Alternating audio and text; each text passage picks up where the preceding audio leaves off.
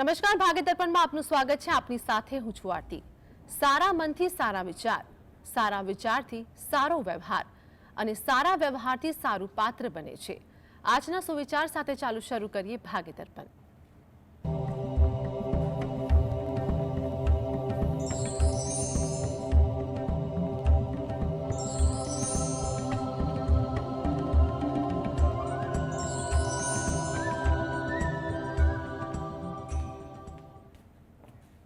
તો ભાગ્ય દર્પણમાં રાશિફળ વિશે માહિતી અને માર્ગદર્શન આપવા માટે આપણી સાથે જોડાયા છે જ્યોતિષ આચાર્ય ડોક્ટર હેમિલ લાઠિયા. હેમિલભાઈ, જીએસટીમાં આપનું સ્વાગત છે. નમસ્કાર. નમસ્કાર. તો સર્વપ્રથમ આજના પંચાંગ વિશે જણાવો. આજે તારીખ 1/6/2024 શનિવાર, વૈશાખ વદ નોમ તિથિ સવારે 7:25 સુધી. ઉત્તરા ભાદ્રા નક્ષત્ર છે 27 અને 16 સુધી, પછી રેવતી નક્ષત્ર છે. પ્રીતિ નામનો યોગ છે અને વણિજ નામનું કરણ છે. આજની રાશિ છે મીન, કે જેના નામાંક્ષર છે દ, ચ, ઝ, થ. દિન વિશેષમાં જોઈએ તો આજે દસમ તિથિનો ક્ષય છે. મંગળ મેષ રાશિમાં પ્રવેશ કરે છે 15:37. ગુરુ ગ્રહનો પૂર્વ દિશામાં ઉદય થાય છે. વિષ્ટિ 18:15 થી 29:05 સુધી છે. જી. તો આગળ આપણી સાથે દર્શક મિત્ર જીગરભાઈ જોડાયા છે, જેમની માટે પ્રશ્ન છે. તેમની જન્મ તારીખ જણાવો. હેલો જી જીગરભાઈ, જન્મ તારીખ જણાવો. 24/1/2001. 24/1/2001. જી. જન્મ સમય શું છે? જન્મ સમય સાંજે 7 વાગે. જન્મ સ્થળ જણાવો. હિંમતનગર. પ્રશ્ન જણાવો આપનો. ભાગ વિલય ક્યારે થશે નોકરીમાં, સરકારી કે પ્રાઇવેટ? શું કહો છો? ફરીવાર પ્રશ્ન જણાવજો આપનો. નોકરીમાં ભાગ વિલય ક્યારે થશે, સરકારી નોકરી આવશે કે પ્રાઇવેટ નોકરી? જી, નોકરી બાબતે પ્રશ્ન છે. આ સરકારી નોકરી બાબતે છે, બરોબર. એટલે તમારે જો સૌપ્રથમ તો સરકારી નોકરી અંગે જે સ્પર્ધાત્મક પરીક્ષા આવે છે એ માટે મહેનત કરો. 2024, 2026 અને 27 આ વર્ષ સારા છે. 2025 મધ્યમ છે. એટલે આયોજનબદ્ધ મહેનત વધુ કરો એ વધુ ઇચ્છનીય બને છે. એ ઉપરાંત પણ તમારી કારકિર્દી જોવા જઈએ ને તો હાલના તબક્કે 2024માં કોઈ જગ્યાએ તમારી નોકરી કે અન્ય વ્યવસાય ચાલુ હોય તો એમાં પણ જો યોગ્ય ધ્યાન આપવામાં આવે ને તો પણ પરિણામ સંતોષજનક બની શકે તેવું આપણે કહી શકીએ. તમારી કારકિર્દીમાં ઉત્તરોત્તર પ્રગતિ થાય અને એમાં સફળતા મળે, સ્થિરતા મળે તે હેતુથી દરરોજ જે સવારે ઘરે બેસીને સ્નાનાદિથી નિવૃત્ત થઈ તમે જ્યાં પણ પૂજાપાઠ કરતા હોય એ જગ્યાએ તમે ગાયત્રી માતાનું ધ્યાન ધરી અને ગાયત્રી મંત્રની 1 અથવા 5 માળા કરવાનું રાખશો તો તમારા માટે વધુ ઉત્તમ કહી શકાય. અને જો શક્ય હોય તો ગાયત્રી ચાલીસાનો પાઠ વાંચવો પણ તમારા માટે ઇચ્છનીય છે. એટલે રોજિંદી ભક્તિ સાથે તમે આ પ્રકારની થોડીક ભક્તિ કરશો તો એવું કહેવાય કે થોડીક સફળતા તમારા કારકિર્દીમાં મળવાની ચાલુ થઈ જાય અને આગળ સફળતાનો પ્રવાહ ચાલુ રહે. માટે ઈશ્વરની ભક્તિ તમારા માટે શ્રેષ્ઠ છે. જી. તો આગળ દર્શક મિત્ર આપણી સાથે આનંદભાઈ જોડાયા છે, જેમની માટે પ્રશ્ન છે. તેમની જન્મ તારીખ જણાવો. હેલો જી આનંદભાઈ, જન્મ તારીખ જણાવો. 21/5/1999. 26/5/1999. નહીં 21/5/1999. 21/5/1999. જન્મ સમય જણાવો. જન્મ સમય સાંજે 7 વાગે. જન્મ સ્થળ શું છે? શું જન્મ સ્થળ આપણે ગીર સોમનાથ વેરાવળ. જી. પ્રશ્ન જણાવો આપનો. પ્રશ્ન મારે છે ને નોકરીમાં બહુ તકલીફ થાય છે, નોકરી નથી લાગતી, જોબ નથી લાગતી મારે. કેટલી ટ્રાય કરું છું. જી. જો તમને નોકરીમાં તકલીફો સર્જાય છે, અસ્થિરતા રહે, પરંતુ એટલું કહી શકાય કે હાલમાં 2024, 25, 26 ત્રણેય વર્ષ સારા છે. એટલે નોકરીમાં તમને જ્યાં પણ અગવડતા કે કંઈ પણ કામ કર્યામાં તકલીફ આવતી હોય તો તે પરિસ્થિતિ અંગે તમારા કોઈ વડીલ કે હિતેચ્છોનું માર્ગદર્શન લઈને પણ કાર્ય કરવું. નોકરી માટેના પ્રયત્નમાં પણ કોઈનું માર્ગદર્શન ભલામણ લઈને પણ પ્રયત્ન કરવાથી હાલમાં સારો સમય ચાલે છે. એમાં પણ કોઈ જગ્યાએ સારી તક મળી શકે તેવું કહી શકાય. તમને નોકરીમાં પ્રગતિ મળે, સફળતા મળે તે હેતુથી દરરોજ જે સવારે તમે સ્નાનાદિથી નિવૃત્ત થઈ અને ઘરેથી જ સૂર્ય ભગવાન સામે 2 હાથ જોડી અને સૂર્ય ભગવાનને પ્રાર્થના કરો. તદુપરાંત ઘરમાં બેસીને જ તમે ગણપતિ દાદાના કોઈ પણ મંત્રની માળા કરો અથવા ગણપતિ દાદાના કોઈ પણ પાઠ વાંચો. એ તમારા માટે વધુ અગત્યનું કહી શકાય. એટલે તમે રોજિંદી ભક્તિ સાથે થોડીક આ પ્રકારની પણ ભક્તિ કરો. હાલમાં સમય એવો છે કે તમારું કારકિર્દી અંગે કોઈ સારું કાર્ય થઈ શકે, માટે તમે ભક્તિ અને કામકાજમાં ધ્યાન આપો એ વધુ ઉત્તમ કહી શકાય. જી, તો આગળ દર્શક મિત્રો આપણી સાથે વિપુલભાઈ જોડાયા છે, જેમની માટે પ્રશ્ન છે, તેમની જન્મ તારીખ જણાવો. હા, 9/9/2001. જી, જન્મ સમય જણાવો. રાત્રે 11:09. જન્મ સ્થળ શું છે? ઊંઝા. જી, પ્રશ્ન જણાવો આપનો. હા, મારે ભાગ્ય કેવું રહે છે કેરિયરમાં અને પરિવારમાં બીમારી ખૂબ રહે છે. જી, જો સૌ પ્રથમ તો એટલું કહી શકાય કે તમારા ભાગ્ય માટે પણ એવું કહેવાય કે 2024 તો તમારું ભાગ્ય ક્યાંક ને ક્યાંક તમને સહયોગ સાથ આપે તેવું બની શકે. એટલે તમે ક્યાંય પણ દ્વિધા અનુભવતા હોય, રૂકાવટ અનુભવતા હો તો તે અંગે કોઈનું માર્ગદર્શન જે તે વિષયનું, ધારો કે કારકિર્દી અંગે દ્વિધા હોય, પારિવારિક બાબતે દ્વિધા હોય, એટલે જે તે વ્યક્તિની સલાહ સૂચન માર્ગદર્શન કોઈ હિતેચ્છુનું લઈને પણ તમારે આગળ વધવું હિતાવહ છે. તમારા ભાગ્યને બળ મળે તે હેતુથી તમે દરરોજ જે રાત્રે ઘરે બેસીને જ 5 વાર હનુમાન ચાલીસાના પાઠ વાંચો અને હનુમાન દાદાને પ્રાર્થના કરો. અને પ્રાર્થના કરતી વખતે પંચમુખી હનુમાન દાદાનું મનમાં ધ્યાન ધરવું અને પછી ભગવાનનું નામ લઈ અને તમે 5 વાર હનુમાન ચાલીસાના પાઠ વાંચો, જેથી કરીને તમારા અંગત જીવનમાં અને ઘરમાં ક્યાંય પણ પ્રકારની માંદગીને લગતી કંઈ ચિંતા તમે હોય એમાં પણ તમને નિવૃત્તિ મળે તેવું કહી શકાય. શક્ય હોય તો સાંજે તમે ઘરે પૂજા પાઠ કરતા હો તો ગુગળની અગરબત્તી કે ગુગળનો ધૂપ પણ કરવો, જેથી કરીને પ્રતિકૂળતા કંઈ પણ હિસાબની હોય એ ધીરે ધીરે દૂર થાય તેવું આપણે કહી શકાય. દરરોજ જે ધૂપ શક્ય ના હોય તો અઠવાડિયામાં 1 વાર પણ કરવો એ ઈચ્છનીય કહી શકાય. જી, આગળ આપણી સાથે નીતાબેન જોડાયા છે. નીતાબેન, જેમની માટે પ્રશ્ન છે, તેમની જન્મ તારીખ જણાવો. 2/5/97. કઈ? જી, ફરીવાર જણાવજો નીતાબેન. હા, 2/5/97. 2/5/97. હા, જન્મ સમય જણાવો. જન્મ સમય 5:30. જી, 5:30 સવારના કે પછી? 5:30.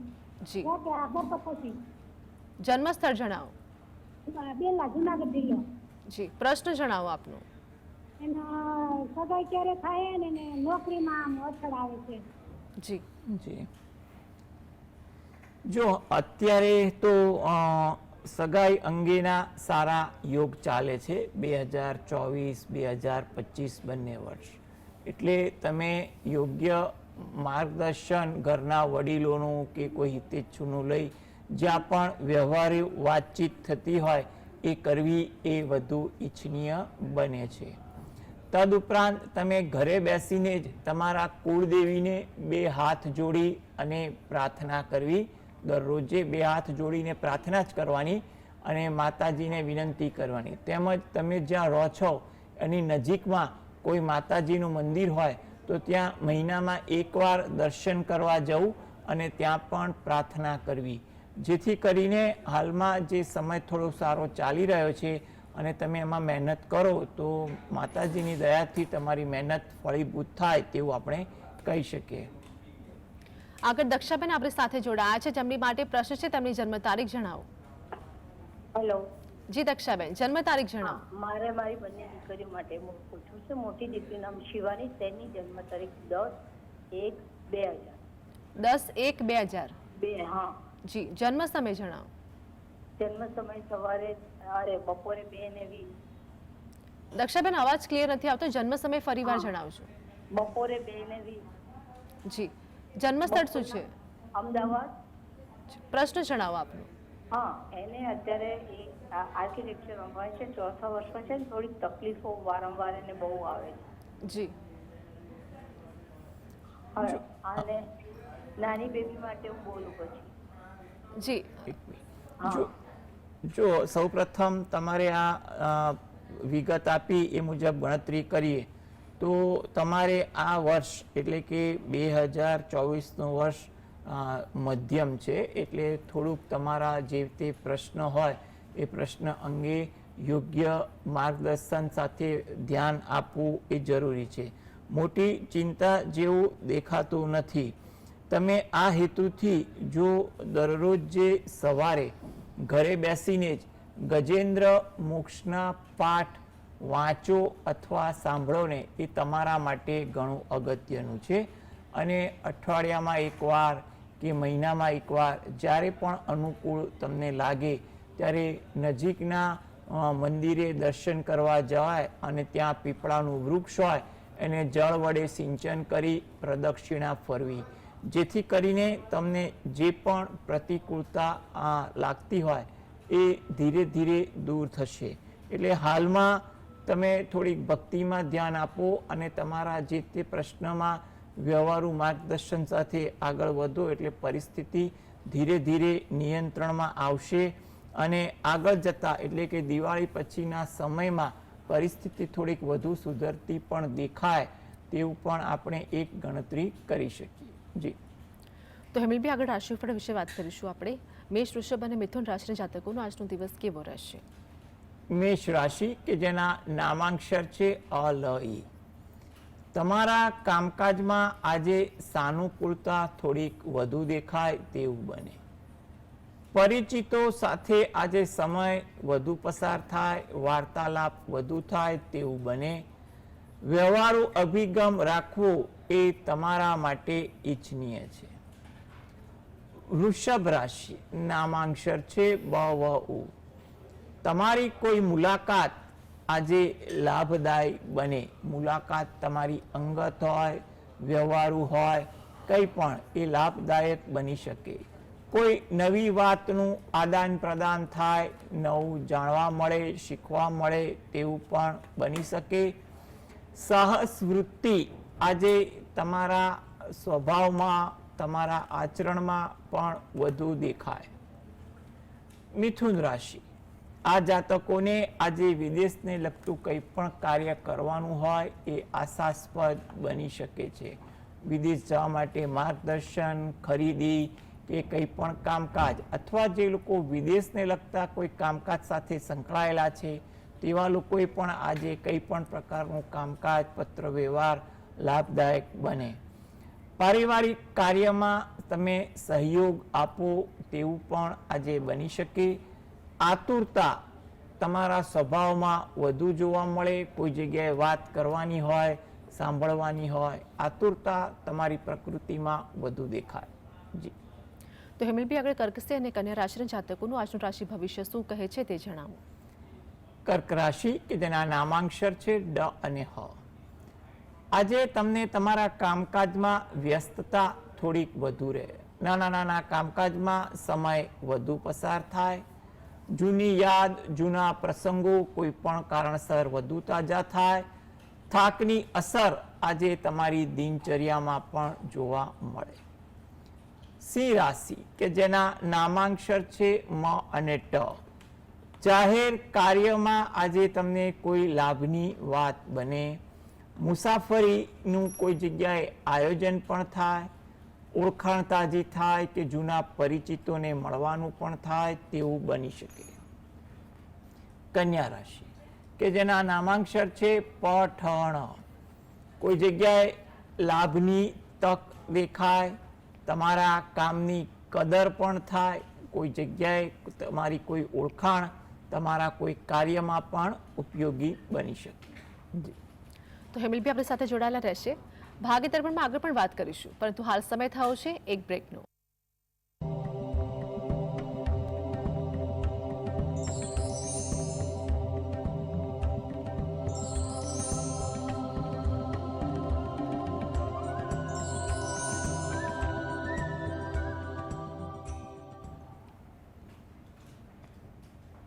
બ્રેક બાદ સ્વાગત છે. તો હેમિલભાઈ આપણી સાથે જોડાયેલા છે. દર્શક મિત્ર દક્ષાબેન જોડાઈ ગયા છે, જેમની માટે પ્રશ્ન છે તેમની જન્મ તારીખ જણાવો. હાલો જી દક્ષાબેન, જન્મ તારીખ જણાવો. મારી બેબીનો પ્રશ્ન છે કે એની જન્મ તારીખ છે 28/7/2009. જી, જન્મ સમય જણાવો. સાંજના 5:20. જન્મ સ્થળ શું છે? અંકલેશ્વર. પ્રશ્ન જણાવો આપનો.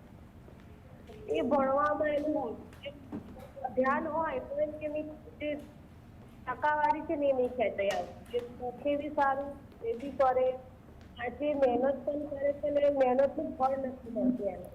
જી,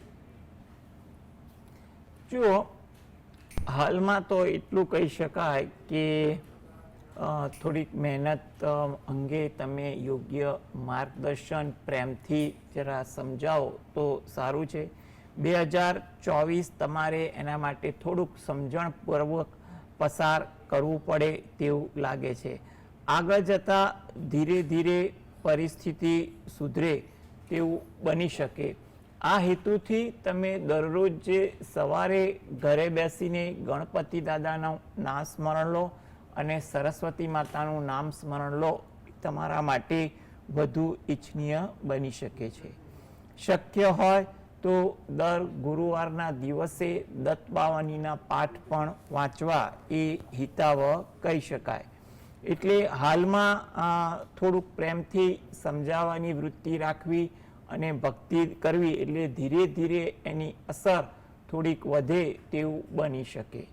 નવેમ્બર માસ બાદ પ્રતિકૂળતા ધીરે ધીરે ઓછી થાય, પરિસ્થિતિમાં સુધારો આવે તેવું પણ બની શકે. માટે હાલમાં થોડીક ધીરજ અને વ્યવહારુ અભિગમથી ભક્તિ અને પ્રેમથી માર્ગદર્શનમાં સમય પસાર કરવો એ વધુ ઈચ્છનીય બને છે. જી, આગળ ભારતીબેન આપણી સાથે જોડાયા છે, જેમની માટે પ્રશ્ન છે તેમની જન્મ તારીખ જણાવો. હેલો, જય શ્રી કૃષ્ણ. મારા બાબા વિશે પ્રશ્ન હતો. એની જન્મ તારીખ 18/6/99 અને સમય બપોરે 3:50. 18/6/99. હા, અને સમય બપોરે 3:50. જી, જન્મ સ્થળ જણાવો. સ્થળ અમદાવાદ. એટલે એનો પ્રશ્ન એવો છે કે એને નોકરીમાં પગાર વધારો થતો નથી, એટલે એને નોકરીમાં સફળતા મળશે કે ધંધો કરે તો એમાં ભાગીદારીમાં ધંધો કરે તો એમાં સફળતા મળશે, એ માટે પ્રશ્ન છે. જી,